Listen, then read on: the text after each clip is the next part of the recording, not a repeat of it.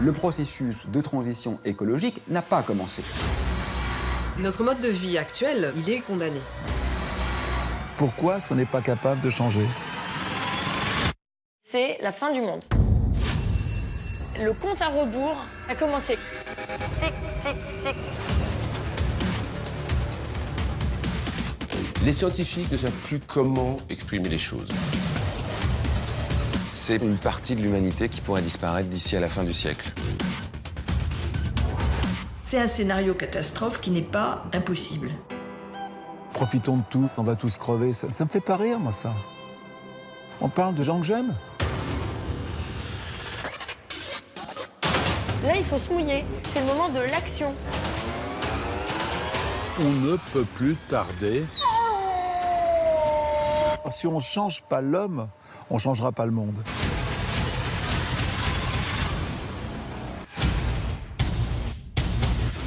On approche du précipice et on est lancé comme un TGV.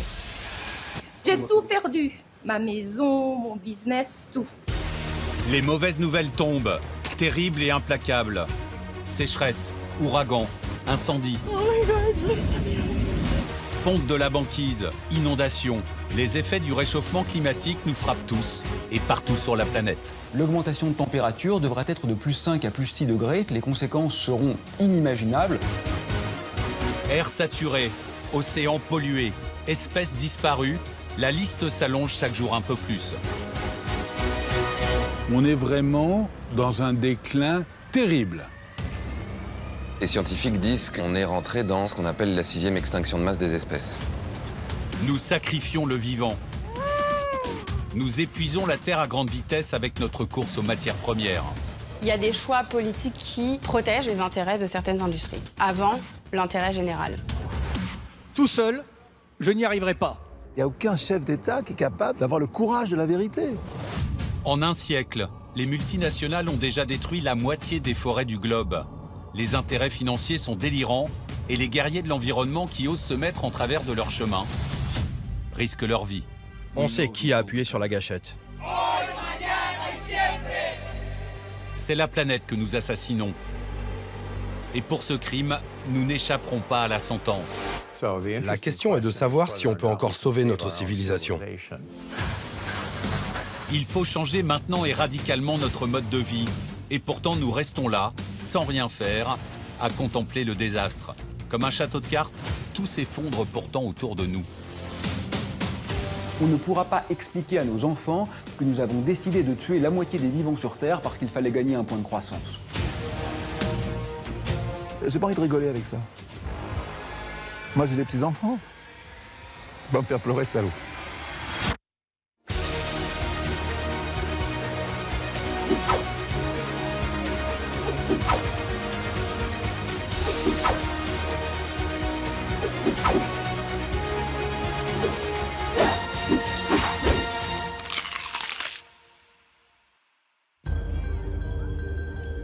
Paris, la capitale qui suffoque. C'était l'été dernier.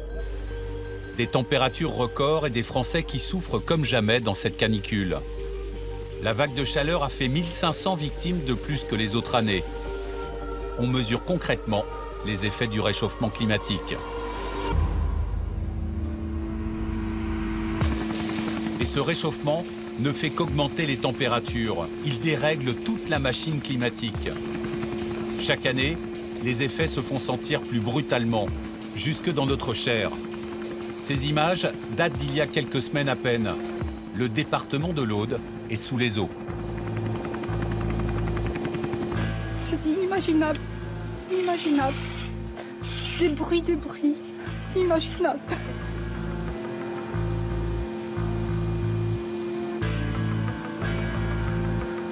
La France, l'Europe ne sont pas exempts des conséquences du réchauffement climatique.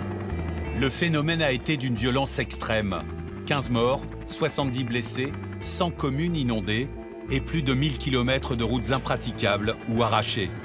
À certains endroits, l'eau est montée de plus de 7 mètres en quelques heures.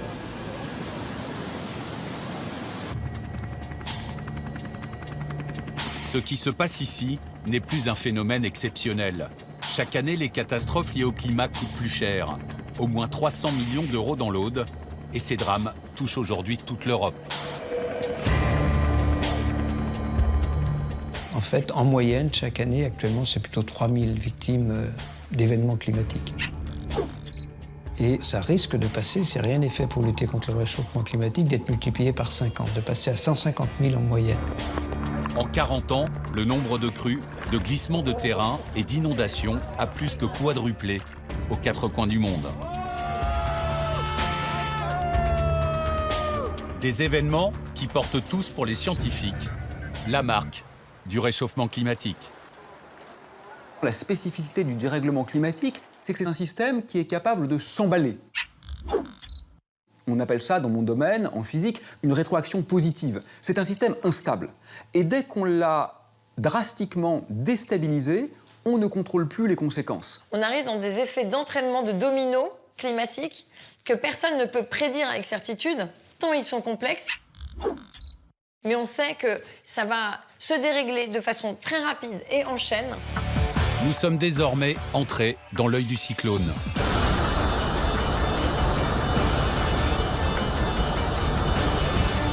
On voit quand même un accroissement des ouragans, tsunamis, etc.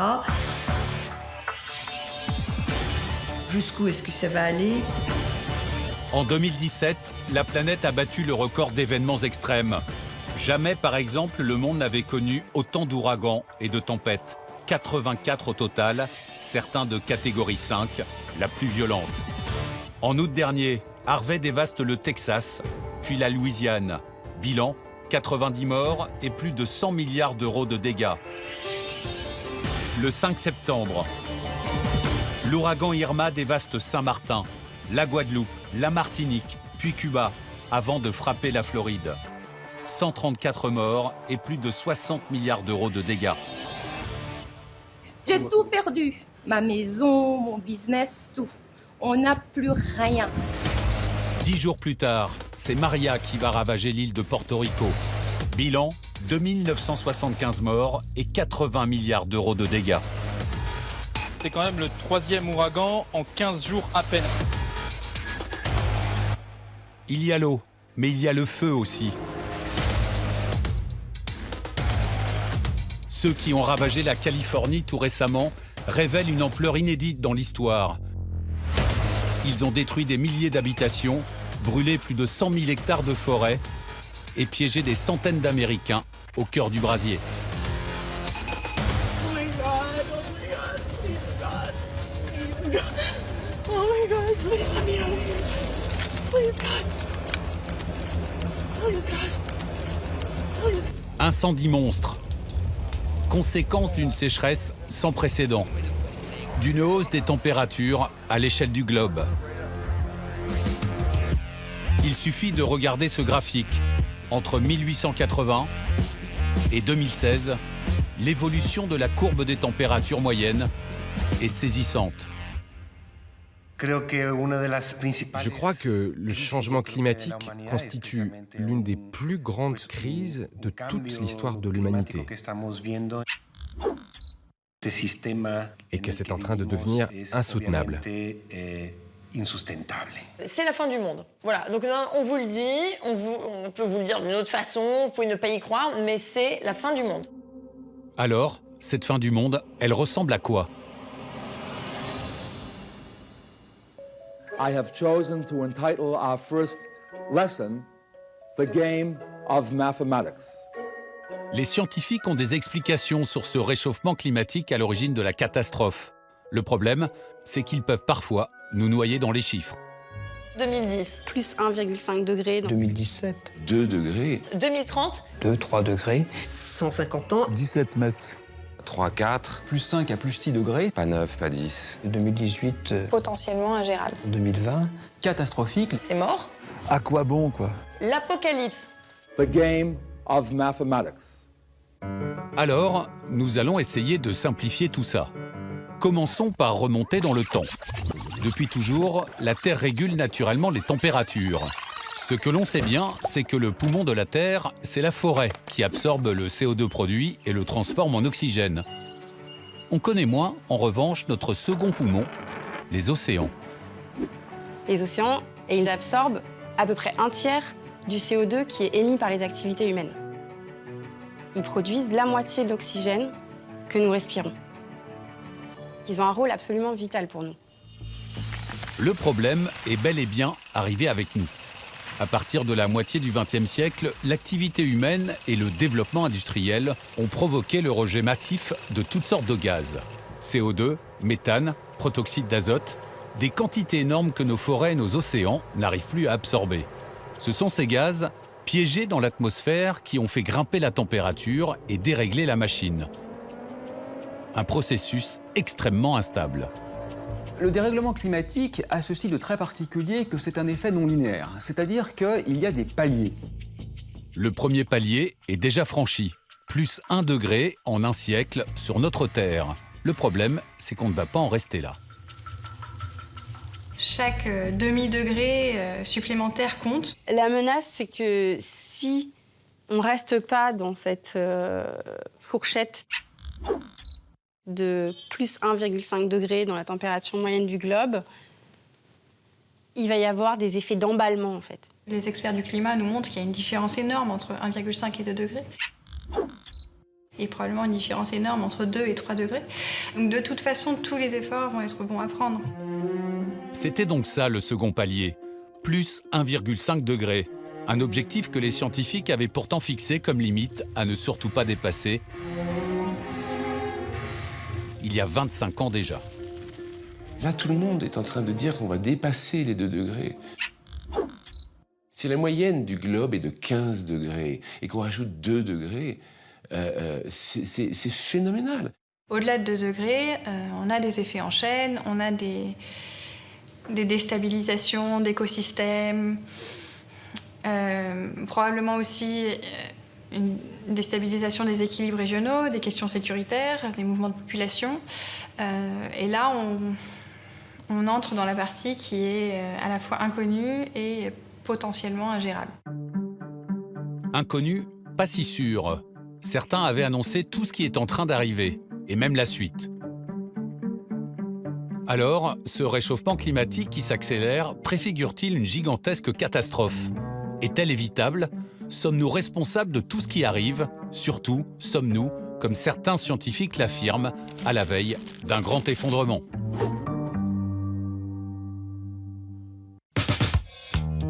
Dans les années 70, personne ne voit le coup venir.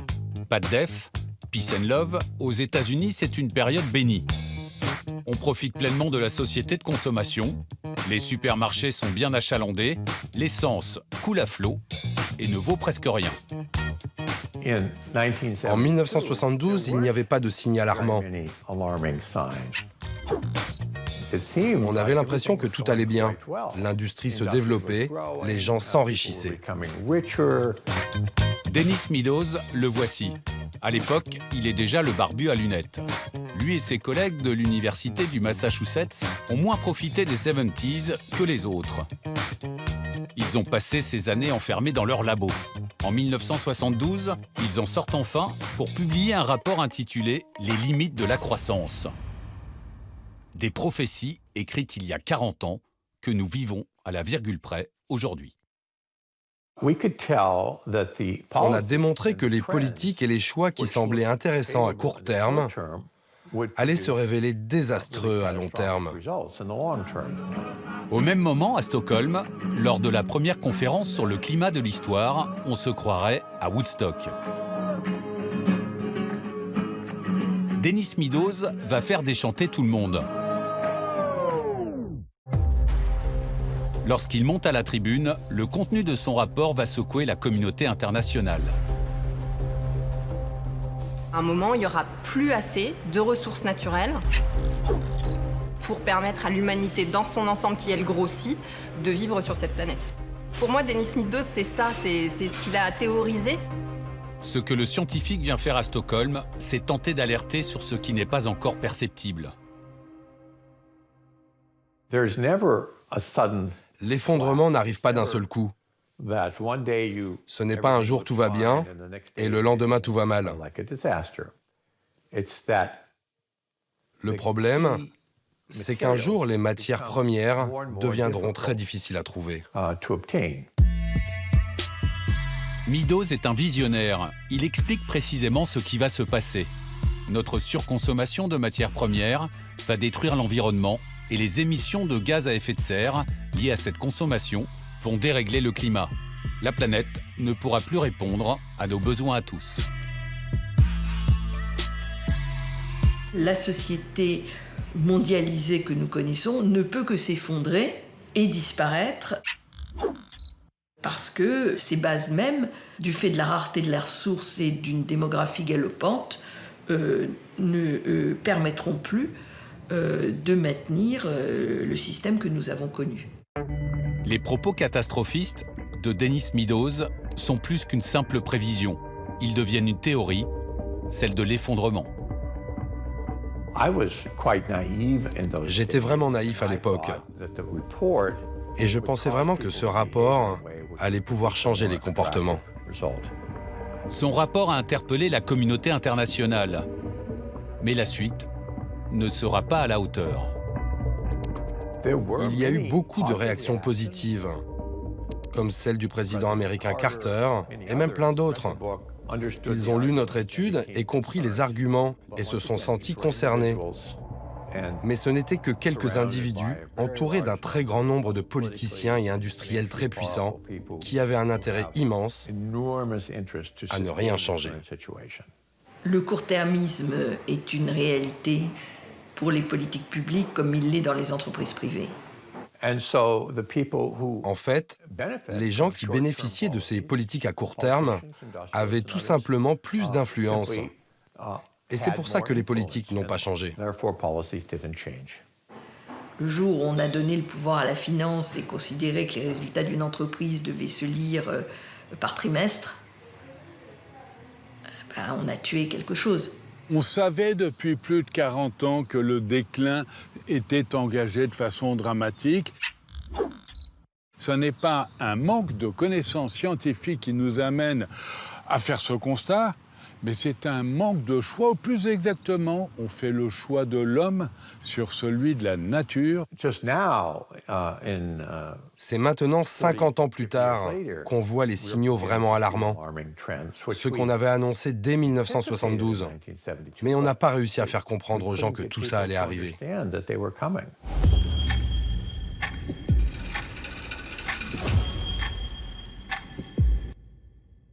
On a déjà atteint le point de non-retour. Chaque jour est un nouveau point de non-retour.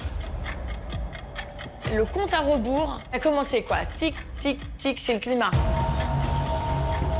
Aujourd'hui, la théorie Meadows ne passe plus pour de la science-fiction. Elle a donné son nom à une science. On l'appelle la collapsologie. Collapse en anglais, effondrement en français, c'est l'étude de la fin programmée de notre civilisation industrielle.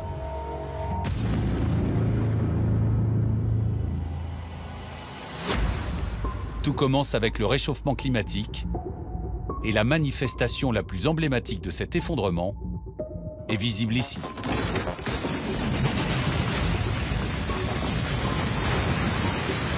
Pour les glaces des pôles, le compte à rebours est déjà lancé.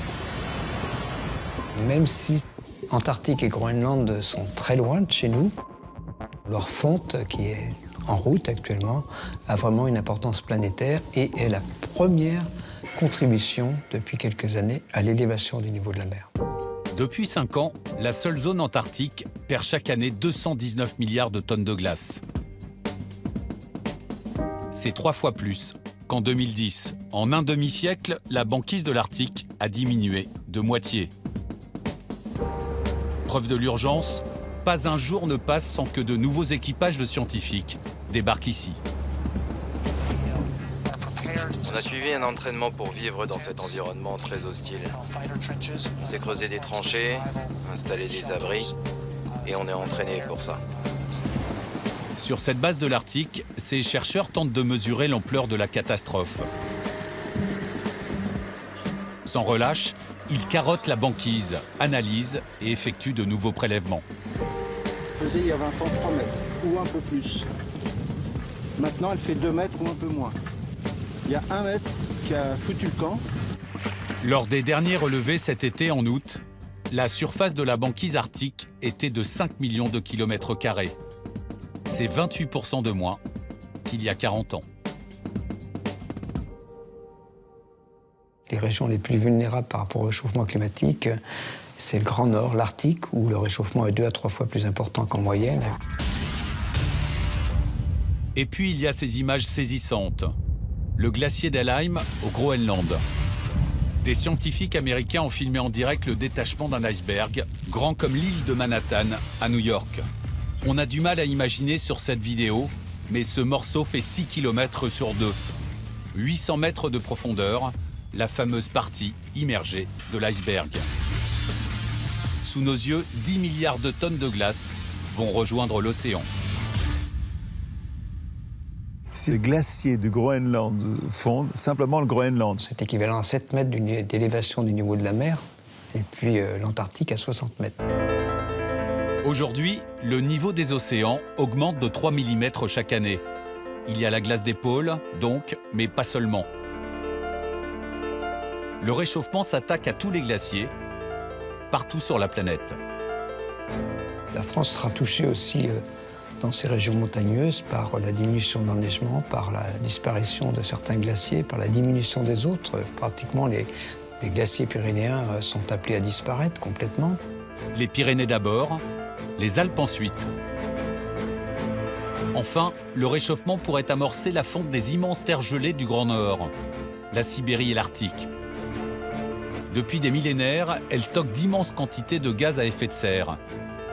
On appelle cela le permafrost.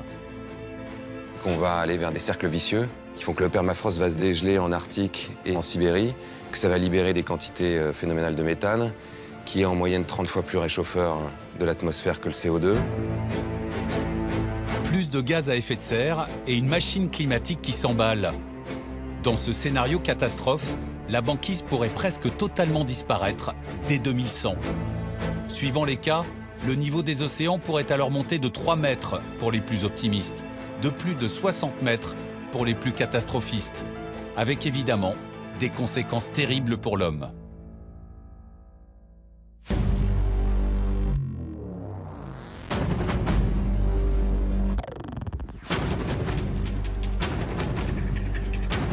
Il y a des centaines de millions de personnes dans le monde qui habitent au bord de la mer, qui habitent dans des très grandes métropoles qui sont d'ores et déjà situées un peu en dessous du niveau de la mer ou juste au niveau de la mer. Bien sûr, en Asie du Sud-Est, mais même New York. Même New York, on a vu Manhattan n'est pas, disons, n'est pas exempt de risque par rapport à l'élévation du niveau de la mer. Si l'on ne fait rien, nous allons devoir rayer de la carte du monde dans les années qui viennent des mégalopoles entières. Tokyo, englouti. Shanghai, englouti. Bangkok, englouti. Bombay, disparu. Miami, englouti. New York et Amsterdam, même sort. En France, Nantes, La Rochelle et Bordeaux seraient les premières villes noyées. 10 cm d'écart, ça peut sembler peu, mais ce sont 10 millions d'habitants qui risquent qui doivent d'une certaine façon quitter l'endroit où ils vivent. New York et Amsterdam veulent construire des murs de protection. C'est un peu vain, me semble-t-il, si on prend New York, d'essayer de protéger New York par un mur. Pourtant, des plans de secours existent. Ce mur, il a même un nom, le Big U, le grand U, rapport à sa forme. Pour tenter de protéger la ville et ses 10 millions d'habitants, ce plan a été doté d'un budget de 20 milliards de dollars. Ils peuvent le construire, ça ne marchera pas, mais ils peuvent toujours le construire. Au-delà d'une élévation du niveau de la mer de 1-2 mètres, eh bien, on ne peut plus protéger, disons, la protection sera vaine. En fait, des villes comme Jakarta en Indonésie ont plus de problèmes à ce niveau que New York. Mais la différence, c'est que eux, ils n'ont pas l'argent pour le construire. Le Bangladesh, c'est le pays qui va souffrir le plus du changement climatique. Voir quelques centaines de millions de personnes, c'est un delta. Et c'est un pays qui est bloqué entre la montée des eaux dans le golfe du Bengale et la fonte de l'Himalaya. Alors que c'est le pays un des plus pauvres du monde où les gens vont souffrir le plus du changement climatique, qu'ils ressentent déjà. Les plus impactés, ce sont comme toujours les plus pauvres et les plus isolés. Et c'est peut-être pour ça que rien ne bouge. dans des îles où, pareil, la terre dépasse à peine de la surface de la mer et toutes ces personnes sont évidemment menacées. C'est le cas de ce paradis pour touristes. Les Maldives, on les connaît pour leurs plages, leurs couples en voyage de noces et leurs eaux cristallines, remplies de poissons exotiques. Aujourd'hui, ce paradis est tout simplement en train de couler. Alors, pour alerter le monde, le président des Maldives a eu une idée.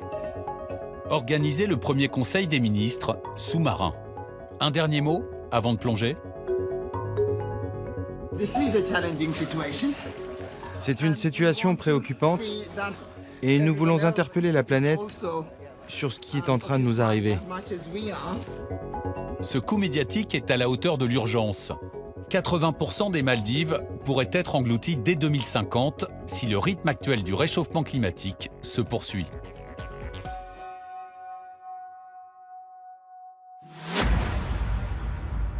L'avertissement est clair. Posé bien en évidence. Le réchauffement n'épargnera personne et aucun coin du globe, avec plusieurs modes d'action suivant les zones géographiques. Le réchauffement climatique a le mauvais goût d'augmenter les précipitations là où il y en a déjà assez, sinon trop dans certaines régions, et puis de les diminuer là où en fait on souhaiterait qu'elles augmentent. Pour nos régions, eh bien, ça va être plus de sécheresse, d'inondations l'hiver surtout, et puis plus de vagues de chaleur. On imagine des records de température, même en France, qui peuvent être de l'ordre de 50 à 55 degrés en été. Et cela, c'est effectivement à l'origine de beaucoup de victimes, de l'essentiel des victimes du réchauffement climatique. En première ligne, le continent africain. C'est lui qui souffre le plus de la sécheresse. Ici, dans la région du Cap en Afrique du Sud, elle dure depuis 3 ans. Les autorités ont dû rationner pendant des mois pour éviter de devenir la première métropole du monde privée d'eau. Dans les champs, la production de blé de ce grenier de l'Afrique a chuté de moitié. 1 ou 2 degrés de plus sur l'Afrique, eh bien, la productivité agricole baisse et ces températures vont au-delà de 30 degrés. Et en gros, les pays qui sont déjà climatiquement vulnérables au climat, sensibles à un climat, disons les régions tropicales équatoriales, sont malheureusement les régions les plus touchées. Les plus touchés, mais pas les seuls. La Californie, elle aussi, meurt de soif. Dans certains coins de l'État, pas une goutte de pluie n'est tombée depuis 5 ans. Le long des routes, on découvre des villes fantômes où il est devenu impossible de vivre. Le réchauffement climatique est un risque global et même les riches n'arriveront pas à s'en tirer. Sécheresse chronique, élévation des températures, terres agricoles mortes. Depuis des années, lentement mais inexorablement, la Californie se transforme en désert. Cette année, l'été a été particulièrement chaud. Le deuxième été le plus chaud que nous ayons connu depuis 150 ans. Il y a eu des records de température au Japon, les feux en Suède, les feux en Californie. Voici les flammes qui dévorent la Californie. Celui des 8000 pompiers américains qui font face à cet incendie, le plus dévastateur de l'histoire. Campfire, c'est le nom de cette montagne de flammes. Elle change de direction, ruse, prend à revers les hommes qui la combattent. Elle emprisonne des centaines d'habitants isolés qui se retrouvent coincés dans la gueule du monstre. Oh my God, please God, please God. Oh my God, please let me out of here. Please God. Please God. Certains n'auront pas eu la chance d'en sortir vivants. Les flammes ont tué des dizaines de personnes. Des dizaines d'autres sont toujours portés disparus. Je fais ce boulot depuis 31 ans. Et depuis 5-7 ans, chaque année, c'est de pire en pire. Depuis le début de l'année en Californie, 7500 incendies ont détruit une surface équivalente à 60 fois la ville de Paris. Campfire, lui, a réduit en cendres plus de 10 000 habitations, et carboniser des dizaines de milliers d'hectares de forêt. À cause de cette météo sèche, les probabilités de départ de feu sont très élevées. Sur 100 braises, 95 sont susceptibles d'allumer un nouvel incendie. C'est ce qui en fait un feu très compliqué à gérer, très dangereux et qui se déplace très vite. Même le plus climato-sceptique des présidents du monde s'est rendu sur place. Donald Trump face à ces contradictions. Lui qui conteste toujours le réchauffement climatique.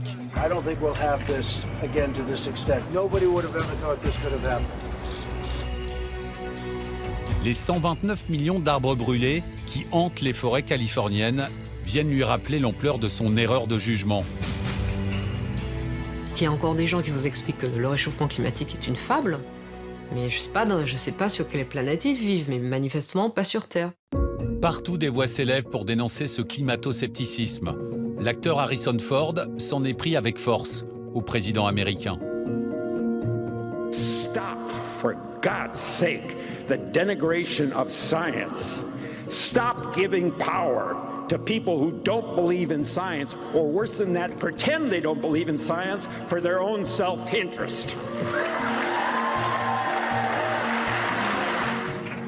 Récemment, c'est le secrétaire général des Nations Unies qui lançait un cri d'alerte mondial. If we do not change course by 2020, we risk missing the point where we can avoid runaway climate change with disastrous consequences. Depuis près de 40 ans, les scientifiques n'ont pourtant cessé d'alerter. Les chefs d'État de la planète se réunissent chaque année pour parler du climat. Ces réunions ont un nom que l'on a appris à connaître, les COP, Conférence des pays. En 2015, la COP en France accouche des accords de Paris. Il pose des objectifs par pays pour limiter le réchauffement. En parallèle, le GIEC, groupe d'experts intergouvernemental sur l'évolution du climat, est créé. Ce groupe de scientifiques venus du monde entier est chargé de présenter des rapports réguliers sur le climat et l'augmentation des températures. Leur dernier opus a été présenté le 8 octobre dernier. Le rapport du GIEC, ça a été un coup de bambou de plus. Alors avec un sentiment, je pense, pour les climatologues, de hurler dans la nuit. Ce qui fait peur, c'est que malgré toutes les réunions internationales qu'il y a eu, toutes les COP qu'il y a pu avoir, Kyoto, Rio, Paris, c'est de pire en pire. Les scientifiques ne savent plus comment exprimer les choses. Je pense qu'on arrive à des niveaux de désespoir scientifique qui sont assez hauts. Où ils disent on ne sait plus comment parler aux gens, en fait. On ne sait plus comment parler au pouvoir. Aujourd'hui, il n'y a aucun pays qui a signé les accords de Paris qui s'est vraiment engagé dans une voie qui permettrait de les respecter. Ce qui est très clair, c'est qu'on ressent très facilement une lassitude. On en est à la COP 24, donc 24 grandes réunions internationales pour traiter de la question climatique. Et chaque année, vous aurez le même constat, l'urgence est la même, les promesses sont insuffisantes et il y a des chances pour que ces promesses ne soient pas tenues.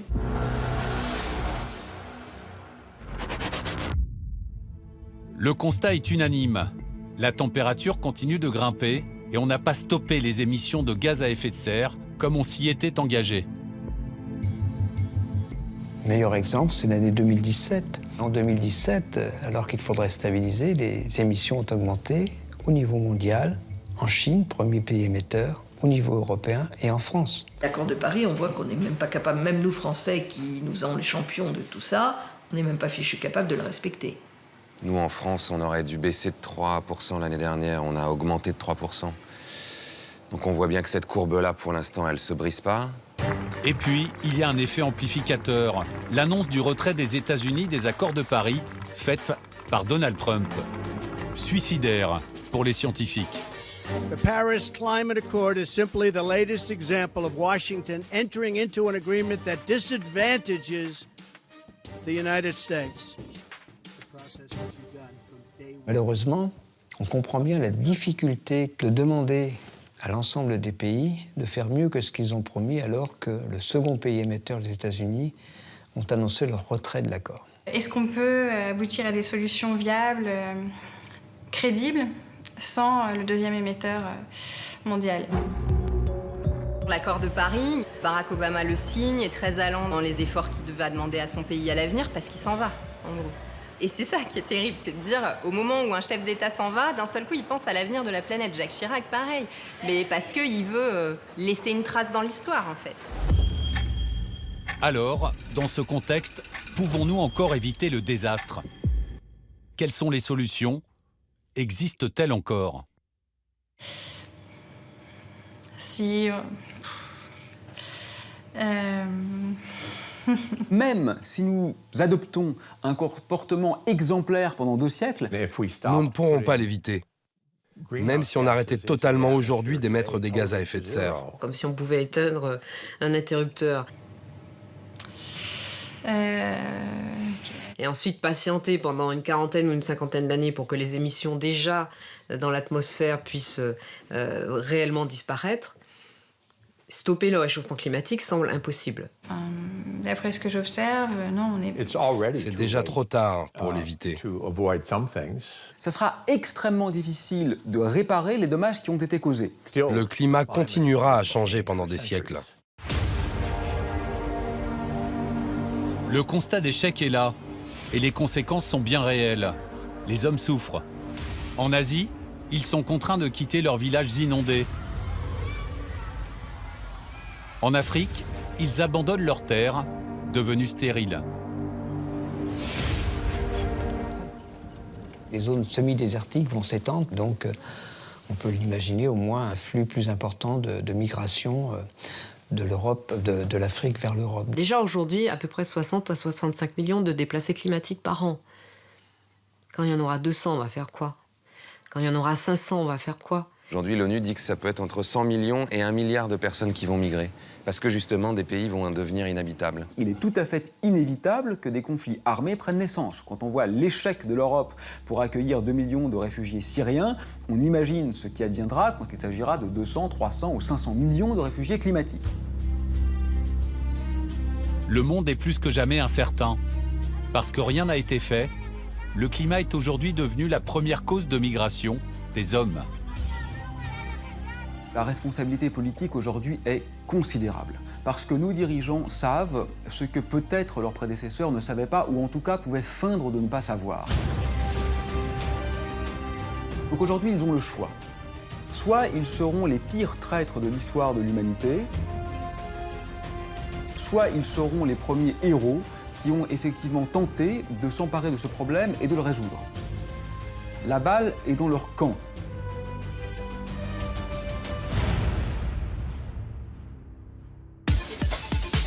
Le réchauffement climatique met en péril les équilibres du monde et nous ignorons les signaux d'alerte. Comment sommes-nous arrivés à cette situation d'urgence? Sera-t-il possible de continuer à vivre comme nous le faisons aujourd'hui? Agriculture intensive, déforestation, urbanisation effrénée, pollution, disparition des espèces. Sous nos yeux, s'étendent les racines du mal.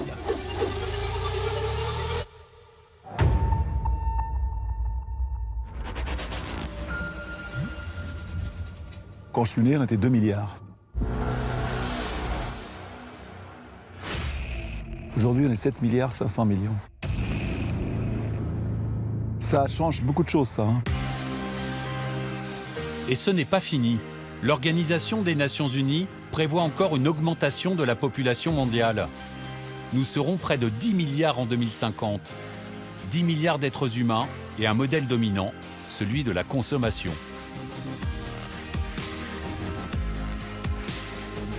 Non seulement on vit dans un confort, un progrès incroyable, je vis dans le 6e pays le plus riche du monde, mais c'est que tout le monde veut vivre comme nous aujourd'hui.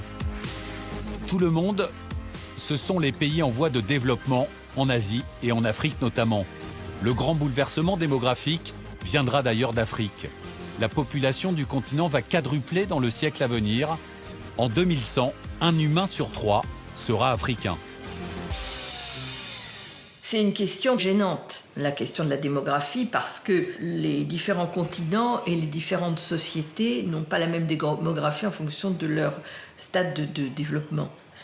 Et donc dire qu'il faut quelque part réduire la démographie, ça veut dire réduire celle des pays du Sud. Trop tard, le train est lancé et à pleine vitesse. Avec un objectif pour les pays du Sud, atteindre le niveau de vie de ceux du Nord. Nous sommes confrontés à un sacré problème parce que nous utilisons nos ressources au-delà de ce qui est raisonnable, que le 1er août, pour l'année 2018, nous avions utilisé tout ce que la Terre pouvait produire au cours de l'année, de telle sorte que nous entamons le capital de plus en plus. On ne peut pas lutter contre cette espèce de religion de la croissance. C'est impossible de lutter contre ça. Parce qu'on en vit tous et on en profite tous. Donc on passe notre vie à travailler pour acheter, pour consommer. Cette religion de la croissance, qui existe depuis toujours, depuis toujours, on a toujours voulu amasser, avoir plus. Aujourd'hui, c'est pas viable. D'autant que la planète s'urbanise chaque jour un peu plus. Nous sommes aujourd'hui une personne sur 2 à vivre en ville. Nous serons 70% dans 30 ans.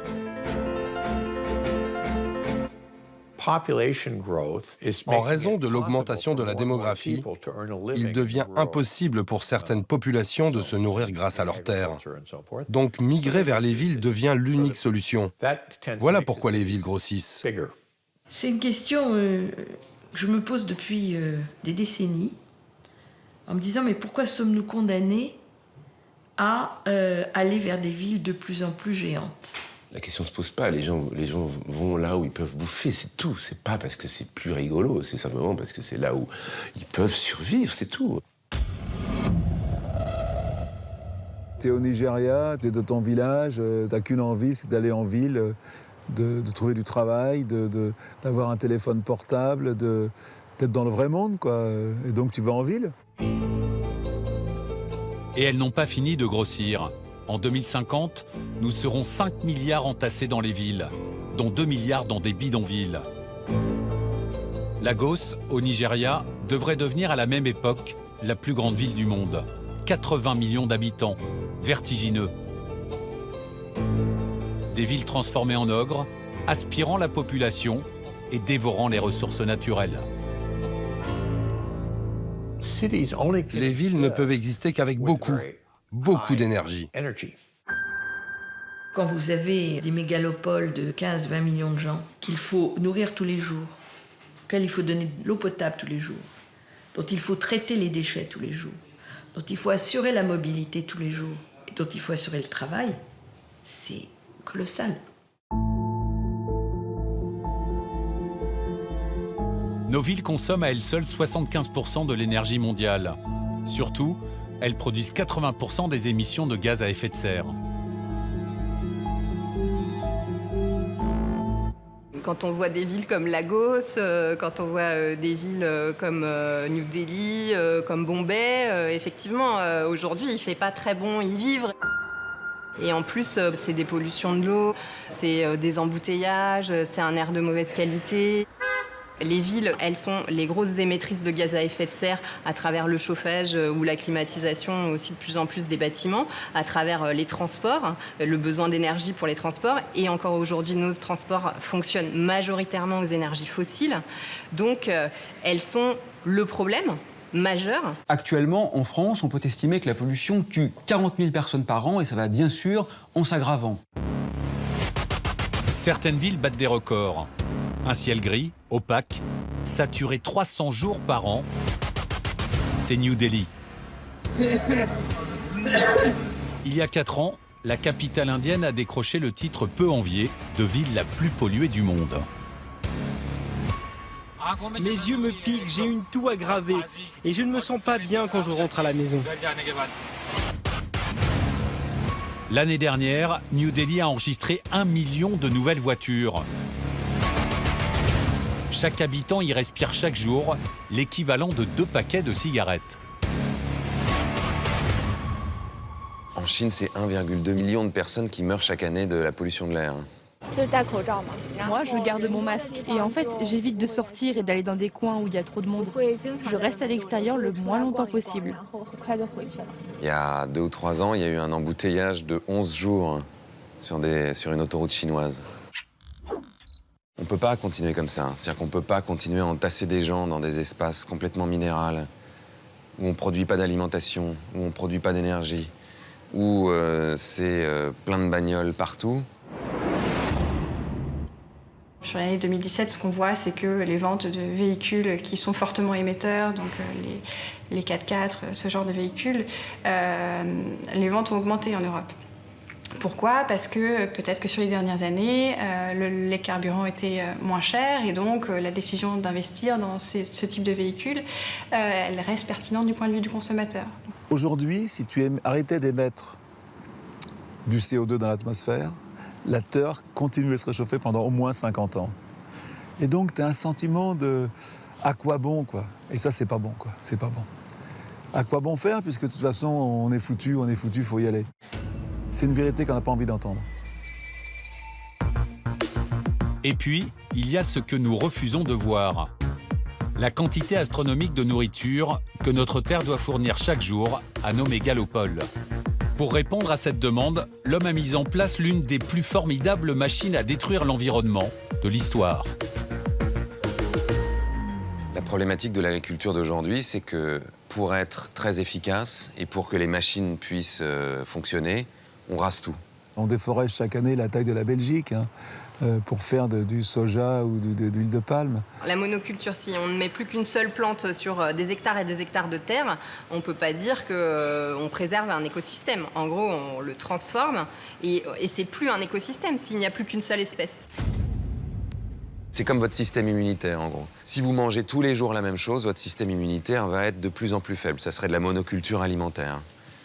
Comme votre système immunitaire est faible, vous attrapez plus facilement des maladies. Donc là, comme le sol, en gros, est malade, ce qui va pousser dessus est assez faible, donc est facilement attaqué par des ravageurs, par des insectes, par des champignons.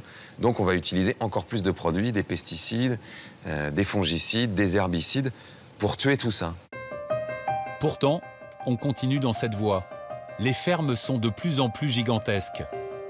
C'est au Brésil que l'on trouve la plus grosse entreprise agricole du monde.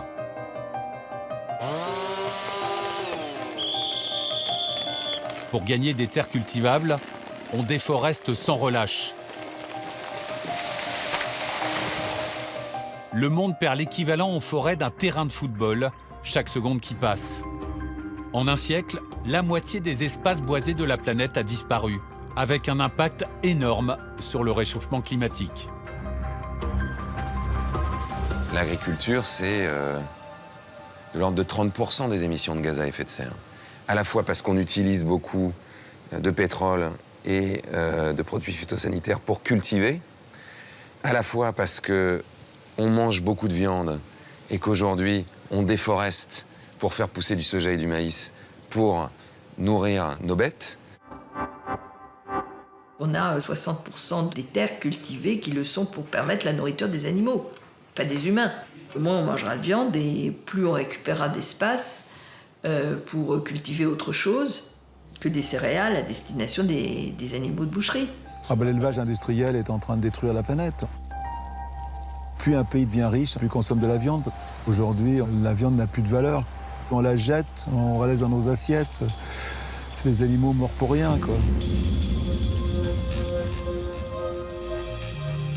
Mais les immenses élevages du Texas ou d'ailleurs ont encore de beaux jours devant eux.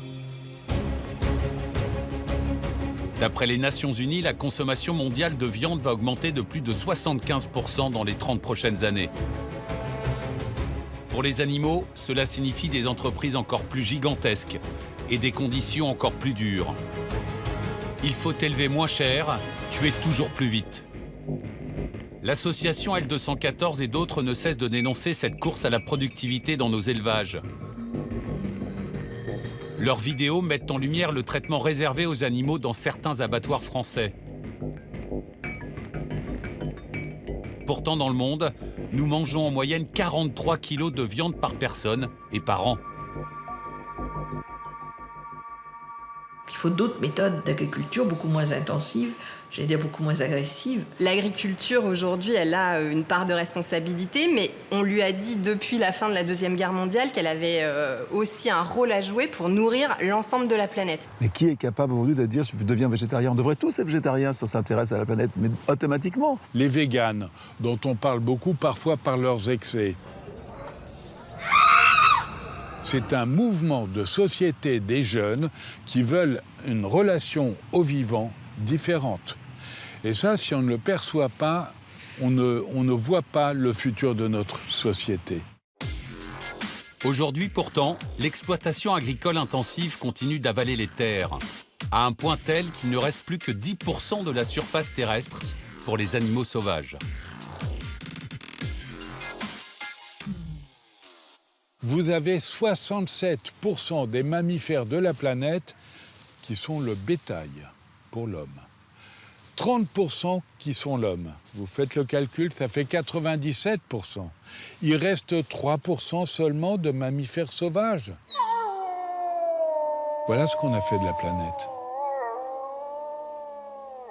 L'animal, la vie, le vivant est sacrifié sur l'autel de l'argent et du rendement et du profit, systématiquement. Les espèces continuent à disparaître à une vitesse effrénée. On est déjà dans l'effondrement, en fait, pour la biodiversité. Les scientifiques estiment qu'on vit aujourd'hui la 6e extinction de masse de la biodiversité, la plus importante depuis la disparition des dinosaures. Au moment où je vous parle, il y a une espèce de batracien sur 3 qui disparaît, une espèce de mammifère sur 4 et globalement une espèce d'oiseau sur 8.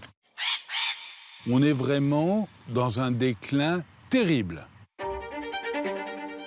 Ces images, des nuages d'insectes dans nos campagnes, c'est bientôt terminé.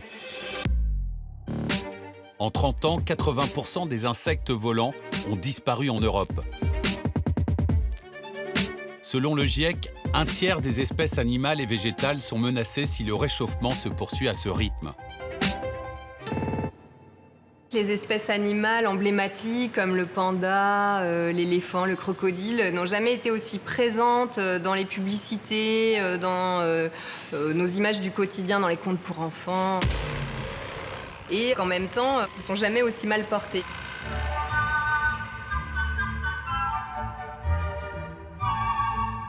Les grands spécialistes des ours vous diront que les ours sont, ils sont présents dans les eaux, mais en fait, dans la réalité, ils sont complètement menacés parce qu'on empiète sur leur territoire. Quand on te parle de la disparition inévitable des éléphants, c'était 20 millions au début du siècle, maintenant ils sont 350 000, et on en perd 10% tous les ans. Tout le monde trouve ça normal. La Chine continue à acheter de l'ivoire. Moi, j'ai vécu dans un monde où il y avait les enfants qui faisaient la quête pour sauver les éléphants. Voilà, on y croyait, quoi. On croyait que, et en fin de compte, tout s'écroule. Et la liste s'allonge sans cesse. En un siècle, 200 espèces de vertébrés, connues ou moins connues, sont officiellement éteintes. La roussette des îles, disparue. La gazelle acacia, disparue. Même le puma américain est mort à jamais. Les animaux s'éteignent dans une quasi-indifférence. Les politiques ne se rappellent d'eux qu'à de très rares occasions. On va vous photographier effectivement Madame Macron avec un bébé panda. J'ai rien contre Madame Macron, mais on fait de la communication sur la préservation de la biodiversité, bien entendu. N'oublions jamais, comme le dit Aristote, que le plus beau spectacle est celui que nous offre la nature. Le problème, c'est qu'effectivement, il faut arriver à toucher, à réveiller les consciences. Et pour ce faire, il y a des animaux qui sont plus porteurs que d'autres. Le dauphin est un animal porteur, le panda également. Et puis on a laissé de côté tout ce petit peuple des airs et de la terre, tous les animaux qui nous entourent, au fond, qu'on n'a pas regardés et qui sont aujourd'hui à l'agonie, et qui incarne justement la disparition de l'ensemble de la biodiversité. Pour protéger la biodiversité, les défenseurs de l'environnement partent en guerre.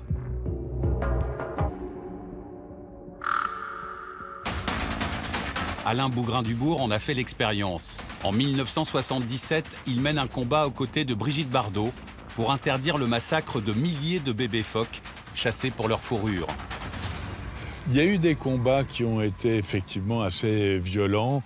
Sur la banquise au Canada, avec les bébés phoques, il y avait vraiment des agressions de la part des chasseurs. Vous êtes un peu seul au monde. Vous n'avez pas le droit. Mais le grand combat d'Alain Bougrain-Dubourg, c'est la protection des oiseaux. Il va partir en Afrique. Depuis 30 ans, à travers toute la France, il se bat pour la préservation des espèces en danger. Il a fallu aller dans les Landes pendant près de 10 ans pour montrer le braconnage des ortolans, une espèce protégée pour laquelle l'État acceptait une certaine tolérance. Vous savez que c'est interdit. Tu sais que tu es chez moi, là? Oui, et ça, c'est protégé. C'est interdit. L'espèce est en déclin de façon dramatique. La chasse aux ortolans est interdite, mais ça n'arrête pas les braconniers. En 2015, Bougrain-Dubourg se fait violemment agresser par celui que les réseaux sociaux vont baptiser l'homme au slip. À coups de pelle, il se charge de rappeler au président de la Ligue de protection des oiseaux que l'impunité règne. Oh, bien involontairement, il a servi la cause, mais c'était quand même, on en rigole, assez violent, hein, quand vous prenez des coups de pelle. Bon, après coup, c'est rigolo, bien sûr. Vous êtes de propriété privée. Allez, ça va. On peut dire aujourd'hui que la page est tournée. Mais 10 ans de combat pour faire respecter le droit. On nage dans l'irrationalité la plus grande. C'est-à-dire qu'on est incapable de considérer que la pérennité des espèces est l'objectif number one. Donc il y a actuellement un seul superprédateur sur cette planète, qui est bien évidemment l'être humain. Il n'est jamais arrivé qu'une espèce détruise à ce point toutes les autres espèces, avec bien sûr une conséquence insidieuse sur elles-mêmes. La biodiversité, c'est un mur du vivant, dont on retire les pierres les unes après les autres, ces espèces qui disparaissent, et le mur va s'effondrer, nous entraînant dans sa chute. Aujourd'hui, la biodiversité est menacée partout sur Terre. Et à chaque instant, l'homme s'est donc trouvé un nouveau terrain de jeu. On a tellement épuisé tout ce qui est à notre portée sur la surface terrestre que maintenant, le nouveau défi, c'est d'aller chercher dans les profondeurs ce qu'on ne peut plus trouver sur la Terre. Donc il y a la conquête spatiale et puis il y a la conquête des océans et des fonds des océans. Les océans, c'est 70% de la surface de notre planète et ils sont dans un état relativement catastrophique. L'océan est dans le même état que le reste des écosystèmes. Il est au point de rupture. Petit à petit, on les vide de leur vie. C'est-à-dire que la pêche intensive, la surpêche, on est en train d'épuiser les océans. Ils arrivent à bout de souffle. Il y a aujourd'hui des espèces qui sont en voie de disparition parce que la manière aujourd'hui dont nous détruisons environ 1000 milliards d'êtres vivants marins chaque année dépasse l'imagination. Il y a une sorte de génocide ou d'écocide, enfin en tous les cas d'extermination industrielle de la vie à une échelle qui est proprement impossible à imaginer. 90% des espèces de poissons ou de crustacés que nous consommons sont aujourd'hui soit surexploitées, soit à la limite de leur exploitation. Faut arrêter de manger du poisson. Faut manger du maquereau. On veut de la sardine. C'est bien parce que c'est le poisson le moins cher en plus, donc voilà. Mais pratiquement tous les autres poissons, il ne faut pratiquement pas y toucher. Hein.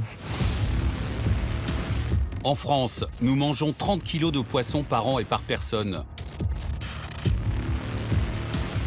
Et c'est pour répondre à cette demande qui ne cesse de grandir que la pêche est devenue intensive.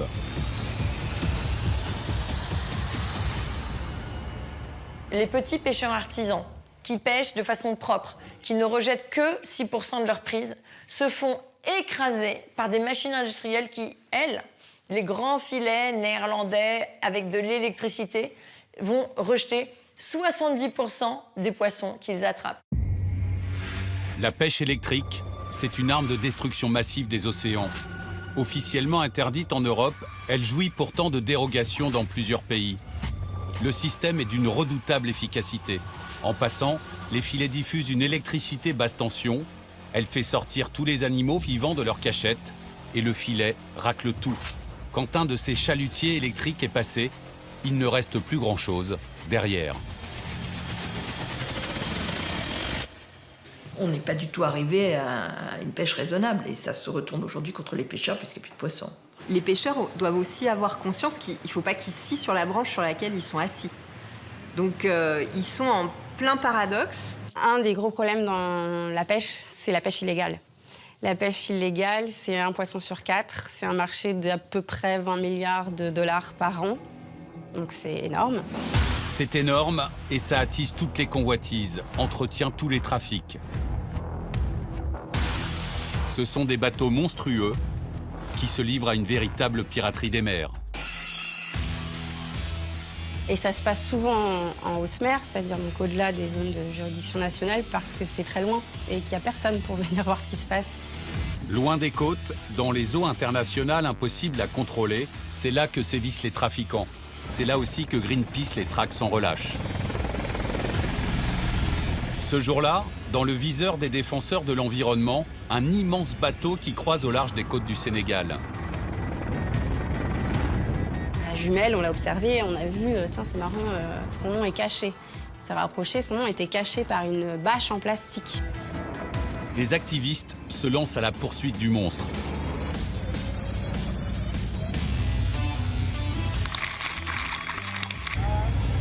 On l'avait déjà repéré, ça se reconnaît un bateau en fait. Et du coup, on est allé avec nos Zodiacs se rapprocher du bateau. Et on a réussi à faire soulever la bâche. Et donc on a identifié le bateau, c'était un bateau russe, le Oleg Nedanov. Oleg Nedanov. Ce nom est bien connu dans le monde de la pêche illégale. Des années qu'il écume les mers et racle le fond des océans. Ce navire-usine est capable de traiter près de 20 000 tonnes de poissons par an. Il était en train de faire de la pêche totalement illégale, donc on l'a rapporté aux autorités sénégalaises qui ont pu prendre les dispositions qu'il fallait. L'Oleg Nedanov est cloué à quai, mais combien d'autres continuent en ce moment même, avec des conséquences dramatiques. La plus emblématique des pêches illégales concerne l'un des animaux les plus menacés du globe. L'homme a causé la disparition de 90% des requins. Les requins, ça fait 400 millions d'années qu'ils existent. C'est un des plus vieils animaux qui habitent notre planète. C'est le seigneur des mers, il est au top de la chaîne alimentaire, c'est la clé de voûte de toute la vie marine. C'est-à-dire que si on enlève le requin, ça va provoquer des déséquilibres dans toute la chaîne. Il y a bien d'autres facteurs qui continuent à faire chuter dramatiquement le nombre de poissons dans les océans. Le plus grave, c'est la pollution plastique. Dans certains coins du globe, elle atteint des niveaux records. Ce plongeur britannique s'est filmé dans des eaux soi-disant paradisiaques, à Bali, en Indonésie.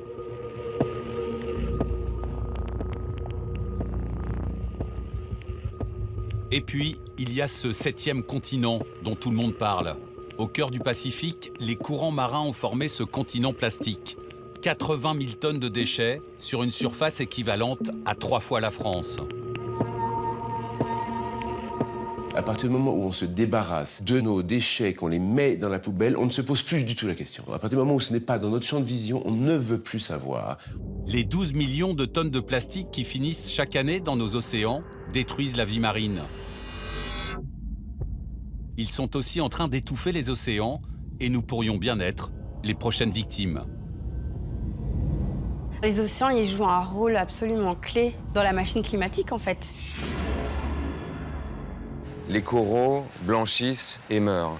Toutes les espèces qui nichent dedans meurent. Donc toutes les espèces qui mangent ces espèces-là meurent. Les océans ne peuvent plus jouer leur rôle, donc alimenter les humains en oxygène. 40% de l'oxygène qu'on respire vient des océans. À un moment, ça va nous impacter. On a besoin qu'il y ait de la vie dans les océans pour pouvoir justement réduire la concentration de CO2 dans l'atmosphère. Un réchauffement qui tue lentement les océans et des océans qui font alors grimper les températures. C'est un cercle vicieux et un nouveau signe concret de l'emballement qui nous guette. Pour éviter cette catastrophe, il faudrait changer radicalement nos habitudes. Consommer moins, réduire nos émissions de gaz à effet de serre, notre appétit pour la technologie. Pourtant, ce n'est pas le chemin que nous prenons. Alors, pourquoi cette inaction? Pourquoi les décisions politiques se font-elles attendre? Comment réguler l'impact sur notre planète de ces géants de l'industrie qui alimentent nos besoins? Qui sont exactement ceux que l'on appelle les fossoyeurs de la planète? C'est notre mode de vie que nous refusons de changer. Habitation, transport, technologie, nous dévorons l'énergie sans limite et sans jamais réfléchir à sa provenance. On consomme 340% plus d'électricité qu'il y a 20 ans par personne. Quand on te parle de la green tech, on ne va pas remplacer 95 millions de barils de pétrole par des panneaux solaires ou des éoliennes. C'est pas vrai. Et puis, il y a toutes les autres matières premières qui arrivent à épuisement sur Terre. L'argent en 2021, l'or et le zinc en 2025 et même l'uranium en 2040. C'est la fin annoncée du combustible pour nos centrales nucléaires. Alors, les géants de l'énergie et du secteur minier cherchent sans cesse de nouvelles sources d'approvisionnement. Le modèle des compagnies minières, pétrolières est aujourd'hui mis à mal parce qu'elles ont déjà exploité toutes les ressources les plus accessibles. Elles vont donc chercher dans des endroits de plus en plus reculés. Leur voracité, c'est la condition de leur survie. Il y a des projets qui n'ont pas encore commencé, mais il y a des projets d'extraction minière en très grande profondeur pour aller chercher des métaux précieux, des terres rares qui sont utilisés dans tous les objets de notre vie quotidienne, comme les téléphones, les tablettes, les ordinateurs portables, etc. Ce qui est en jeu, ce sont des millions et des millions d'euros. Ces multinationales sont capables d'investir ces sommes astronomiques dans leurs exploitations pétrolières, de gaz de schiste ou d'or. Donc il y a toute une industrie qui est en sommeil et qui, là, se met en branle pour essayer d'aller extraire ces métaux au fin fond des océans. Un des prochains projets d'exploitation est français. À l'embouchure de l'Amazone, à 2000 mètres de profondeur, Total a acquis les droits d'exploitation sur d'importantes réserves de pétrole. Le problème, c'est qu'elles sont situées à une trentaine de kilomètres d'un site naturel unique. Et les scientifiques brésiliens, il y a 2 ans, ont découvert qu'il y avait, devant les côtes de la Guyane et du Brésil, un récif corallien. Et c'était une grande découverte parce qu'on ne s'attendait pas du tout à trouver des coraux dans une eau alluviale si épaisse. Parallèlement à ça, ils ont découvert que Total, associé à Petrobras et BP, avait un projet, avait acheté des parcelles exactement là où se trouve le récif corallien. Alors, les écologistes ont déclaré la guerre. Greenpeace contre Total. Lambert Wilson, engagé depuis longtemps avec l'ONG, s'est rendu sur place aux côtés de plusieurs scientifiques, avec l'espoir que cette expédition sauve le récif de l'Amazonie.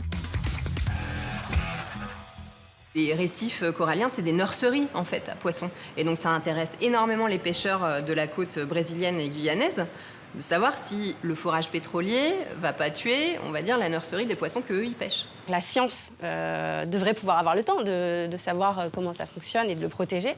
Mais non, Total est arrivé et a déjà des projets pour forer du pétrole en ultra profond dans cette zone-là. Un risque de marée noire, c'est ce que dénoncent les manifestants au Brésil. Les autorités brésiliennes ont pour le moment demandé à Total de retravailler son étude d'impact avant d'autoriser l'exploitation. On a un petit peu gagné du temps, mais ils vont venir à l'attaque, et clairement. Si Total dit pas on lève le pied de l'accélérateur, il se passera rien. Sauf qu'en décembre 2018, surprise, l'agence environnementale brésilienne a refusé au groupe Total l'autorisation d'effectuer des forages à l'embouchure de la rivière Amazone. Une victoire pour Greenpeace. En attendant, les groupes pétroliers poursuivent leurs forages partout dans le monde. Les enjeux financiers sont bien trop importants. Stopper les prédateurs de l'environnement s'avère presque toujours impossible. Incontestablement, les grands groupes financiers et industriels ont acquis en puissance et sont parfois ceux qui tiennent les rênes. Et Total en est un exemple parfait. Et nous recevons ce matin dans le grand entretien le ministre de la Transition écologique et solidaire. Ce constat, un homme l'a mûri tout l'été dernier. Le 28 août, le plus populaire des hommes politiques français est l'invité de France Inter. Bonjour Nicolas Hulot. Bonjour. À 8h20, il est encore ministre de l'Environnement. Quelques minutes plus tard... Je ne veux plus me mentir. Je ne veux pas donner l'illusion que ma présence au gouvernement signifie qu'on est à la hauteur sur ces enjeux-là. Et donc je prends la décision de quitter le gouvernement. Dans ce geste, voilà, qui est à la fois un peu désabusé et un peu héroïque finalement, ou tout du moins empreint d'un certain panache, il a tiré la sonnette d'alarme par son départ. Pour dire, vous savez quoi ? Ce gouvernement ne défend pas l'écologie et vous met de la poudre aux yeux sur ces sujets-là. À sa place, j'aurais pas tenu 1 an et demi. J'aurais tenu 15 jours. Et surtout, il est le meilleur d'entre nous, quoi. C'est ça le problème, c'est que derrière lui, il n'y a personne pour le remplacer. La question, c'est est-ce que les moyens d'action qui lui sont donnés sont à la hauteur des besoins? Réponse, certainement pas. Est-ce que les petits pas suffisent à endiguer, inverser et même à s'adapter parce que nous avons basculé dans la tragédie climatique? Eh bien, la réponse, elle est non. Quand vous êtes vraiment conscient de l'importance des enjeux, il y a des choses que vous ne pouvez pas accepter. Ce qui a poussé Nicolas Hulot à partir, Mes chers collègues, c'est son impuissance à changer les choses. Tout seul, je n'y arriverai pas. L'immobilisme derrière les beaux discours, le renoncement des politiques face à des forces plus puissantes. Il y a des choix politiques qui protègent les intérêts de certaines industries, avant l'intérêt général. Clairement. C'est symptomatique de la présence des lobbies dans les cercles du pouvoir. Et il faut à un moment ou à un autre poser ce sujet sur la table parce que c'est un problème de démocratie. Qui a le pouvoir? Qui gouverne? Il parle d'impuissance, de l'impuissance qui est la sienne, mais pas seulement. L'impuissance qui est celle des citoyens face à des intérêts constitués de si longue date, avec autant de relais économiques et politiques. Les grands lobbies, les grands groupes qui pèsent bien plus que nous tous, Françaises et Français réunis. Ces lobbies qui sont pour le moment très organisés ont encore la capacité d'aller voir les gouvernements en leur disant « Écoutez, si vous prenez des mesures qui vont contre nous, on va vous faire porter le chapeau des destructions d'emplois. On va vous faire porter le chapeau de la croissance qui se casse la figure. » Tenter d'infléchir le réchauffement climatique demande de profonds bouleversements. Pour les grands groupes, cela signifie des investissements énormes, une remise en cause de leur modèle économique. Alors, à chaque fois ou presque, ils font pression sur les politiques pour que rien ne bouge. Il y a un exemple qui est assez connu, on va dire, c'est un patron automobile français qui aurait menacé Anne Hidalgo au moment où elle a décidé de limiter la place de la voiture dans Paris. Le lobby automobile, le lobby du diesel, j'ai été menacée. Ils sont venus me menacer dans mon bureau en me disant si vous n'arrêtez pas avec cette politique d'évolution de la mobilité parisienne, nous vous ferons battre aux prochaines élections. J'ai entendu ça dans mon bureau. Et puis, ça peut aller jusqu'à des menaces, des intimidations, ça peut aller parfois jusqu'à des avantages en nature aussi, hein. On le sait. Corinne Lepage a été ministre de l'Environnement entre 1995 et 1997. Elle a mené le même combat contre la même industrie. En 20 ans, on n'a pas avancé d'un pouce. L'histoire ne fait que balbutier. Alors, il y a eu quelques accrochages directs. Je me battais déjà contre le diesel à l'époque. C'était lors d'une émission de télévision avec le président de Renault. Je lui ai dit, Monsieur le Président, il faut que vous fassiez évoluer vos véhicules. Et il m'avait répondu, Madame, nous vendons les véhicules que les gens souhaitent acheter. Je lui ai répondu, non, pas du tout. Vous vendez les véhicules grâce aux publicités que vous faites sur les véhicules que vous souhaitez leur vendre. Les profits des entreprises sont devenus les seuls paramètres valables. Pourtant, tout le monde est conscient de la situation. Un jour, j'ai eu une discussion avec le président d'une grande compagnie pétrolière. Je lui ai dit, le pétrole accélère le changement climatique, nous devons l'arrêter. Il m'a répondu qu'il le savait, mais que s'il le disait publiquement, ses actions allaient plonger de 50%. Et donc, qu'il n'allait pas le faire. Il a préféré dire qu'on était fous. Et pourtant, il était d'accord avec moi. De temps en temps, il m'arrive, dans mon travail, d'aller dans les lieux du pouvoir, dans les lieux de l'argent, dans les grands hôtels, dans les halls, etc. Et là, subitement, on se dit, mais on n'y arrivera jamais, on n'y arrivera jamais. Ces gens-là tiennent la planète, complètement. On ne pourra pas défendre notre bilan. On ne pourra pas expliquer à nos enfants que nous avons décidé de tuer la moitié des vivants sur Terre parce qu'il fallait gagner un point de croissance. Ils nous écrasent. Ils écrasent la démocratie et ils sont en train de tuer le vivant sur Terre. Parfois, ils vont encore plus loin. Le 5 mars 2016, le Honduras enterre une icône de la lutte pour la défense de l'environnement. Berta Cáceres, 43 ans, abattue chez elle à bout portant. La question environnementale radicalise les comportements. Défendre l'environnement, c'est la guerre. Depuis des années, Berta Cáceres se battait contre le projet de barrage hydroélectrique de Dessa, un des plus grands groupes industriels du Honduras. En 2015, à Washington, elle s'était vue décerner le prestigieux prix Goldman, l'équivalent d'un prix Nobel de l'environnement. Un an plus tard, un autre lauréat du prix Goldman sera lui aussi assassiné. Nous assistons ces dernières années à une augmentation drastique du niveau de la violence utilisée contre les activistes environnementaux et les indigènes. Ça commence par des menaces d'emprisonnement, des mandats d'arrêt, des menaces téléphoniques, menaces sur les proches, menaces de mort. Malgré toutes ces pressions, si la résistance continue alors, ils finissent par contracter des tueurs à gages, et cela, il y en a partout.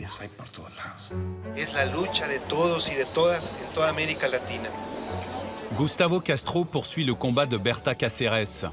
Il était avec elle le soir où elle a été abattue. Bon,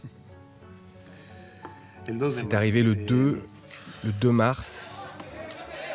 On était alors dans un contexte de haute tension et d'affrontement.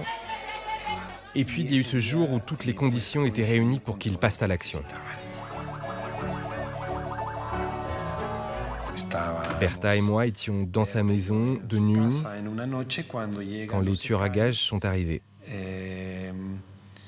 L'équipe de tueurs est arrivée sur place, ils ont défoncé la porte de la cuisine. Il y en a un qui est entré dans ma chambre immédiatement, d'autres dans la chambre de Berta, et déjà je les entendais tirer sur Berta. Ils ont aussi tenté de m'assassiner, ils m'ont laissé pour mort et ils se sont enfuis. L'émotion suscitée par la mort de Berta est énorme. Dans les semaines qui suivent, plusieurs hommes sont arrêtés, mais les principaux responsables courent toujours. On sait qui a appuyé sur la gâchette. Ce qui n'est toujours pas clair, c'est qui est le commanditaire de ce meurtre. Berta Cáceres était une militante très en vue. Ce n'est certainement pas un petit fonctionnaire local qui a décidé de la tuer. Ça a été un assassinat coordonné, délibéré, planifié, et c'est très clair, d'après l'enquête, que les hommes des services de sécurité de l'armée et de la police sont mêlés à l'affaire. Tout cela n'a pas entamé la volonté sans limite des défenseurs de l'environnement. Aujourd'hui encore, ils réclament justice. Ils refusent de céder face aux assassins. Ils se sont dit, voilà, il y a une tête. C'est la tête de gondole, c'est elle le problème. Donc ils ont éliminé Berta. Et en fait, là où Berta a été assassinée, c'est 100 Berta qui sont apparus pour dire vous n'aurez jamais notre peau. On peut parler des assassinats, de la violence, et ça peut paraître très sombre, désespéré. Mais une des raisons de cette violence, c'est que des gens s'organisent pour protéger leur communauté, protéger leur environnement. Il y a beaucoup de choses positives. Il n'y a jamais eu autant de défenseurs de l'environnement. L'aspiration à des normes écologiques plus strictes n'a jamais été aussi forte dans la société. Partout dans le monde, l'attention portée à la planète grandit. Une conscience citoyenne s'éveille. Ce qui est inévitable, c'est le changement de notre mode de vie. Ça, je pense que c'est devenu totalement incontournable. Il faut prendre les mesures maintenant. Et c'est des mesures qui vont avoir un impact sur notre vie quotidienne. Il faut que les pays riches mettent en œuvre d'autres modes de transport. Réduire de façon massive l'usage du véhicule individuel. Réduire notre consommation d'électricité. En finir avec le charbon, réduire la place du gaz, réduire la place du nucléaire et privilégier les énergies renouvelables. Si on facilitait la vie de ceux qui mettent en œuvre les solutions, ceux qui font de l'agriculture autrement, ceux qui font de la pêche autrement, ceux qui fabriquent des meubles autrement, ceux qui fabriquent des services qui sont écologiques avec une traçabilité sociale écologique parfaite quasiment, on y arriverait. Évidemment, l'économie solidaire, le commerce équitable, les circuits de distribution courts se développent. On achète de plus en plus d'aliments produits près de chez nous, la vente de produits bio explose, mais c'est encore bien insuffisant. Remettre en question nos habitudes, c'est très difficile. On a acquis l'habitude, par exemple, de voyager facilement, de prendre des avions low cost. On va partout dans le monde pour 3 jours. Mais c'est un impact sur le réchauffement climatique qui est complètement fou. Mais on a du mal à résister à ça. N'oublions pas que les pétroliers ne produisent du pétrole que parce que nous utilisons du pétrole. Ils ne le font pas abstraitement. Donc il faut quand même bien comprendre que ce que la société civile effectue, désire, attend, est l'origine de la production des grands groupes industriels. Si tout le monde mangeait bio, il n'y aurait pas de Monsanto. Ben non, c'est plus facile de râler contre Monsanto et de consommer des produits qui sont traités. C'est dingue. Tu vois, c'est toujours la faute de l'autre. Notre conscience refuse de se sentir responsable. Alors qu'on est tous un petit peu responsables du changement climatique, chacun. On est prêt à agir pour le climat. Certains, malgré tout, sont prêts à endosser leurs responsabilités. On est prêt à relever un grand défi. On est prêt. Des citoyens engagés ou ces stars des réseaux sociaux qui rassemblent des millions de vues sur Internet se mobilisent et tentent de réveiller les consciences. Imaginez la chance qu'on a. On est la génération qui peut changer le monde. Il ne faut pas attendre tout, ni du gouvernement, ni de nos ministres. Ça veut dire qu'il faut y aller, il faut que ce soit la société civile qui bouge là maintenant. Vous avez aujourd'hui dans le monde 1200 procès de justice climatique lancés par des individus et des collectivités locales contre des États ou des grands pollueurs et des procès qui sont gagnés. Ces procès qui se déploient comme une traînée de poudre dans le monde sont en train de changer vraiment la donne. En fait, on ne va pas laisser des pouvoirs en place, qu'ils soient économiques ou politiques, nous voler notre avenir, nous mettre en péril la vie de nos enfants. Si eux ont des enfants et sont dans cette immoralité ou cette irresponsabilité, c'est leur problème. Difficile de prédire avec exactitude dans quel état nous allons léguer la planète à nos enfants. Aujourd'hui, nous avons déjà décimé 60% des vertébrés, 80% des insectes volants et 50% des forêts. Il y a urgence. Nous devons agir dès aujourd'hui pour tenter d'alléger la facture, celle que ne manquera pas un jour de nous présenter la nature. Est-ce qu'on peut espérer que tout redeviendra comme avant? Non. Des dégâts drastiques auront été opérés et beaucoup d'êtres vivants, humains et non humains, seront morts dans des circonstances dramatiques. Pour autant, la vie en tant que telle est toujours là. J'ai encore de l'énergie, je suis encore en vie, on est en vie, vous aussi, alors allons-y. Et puis vous savez, quand on aura 80-90 ans, si on est encore en vie, eh bien on fera le bilan. On verra si on aura réussi à se réveiller, si on aura réussi à reprendre un peu le contrôle de notre trajectoire. Si on est objectif, on ne peut plus y croire. Si on est enthousiaste de la vie, on a le devoir d'y croire. Et il faut être enthousiaste de la vie.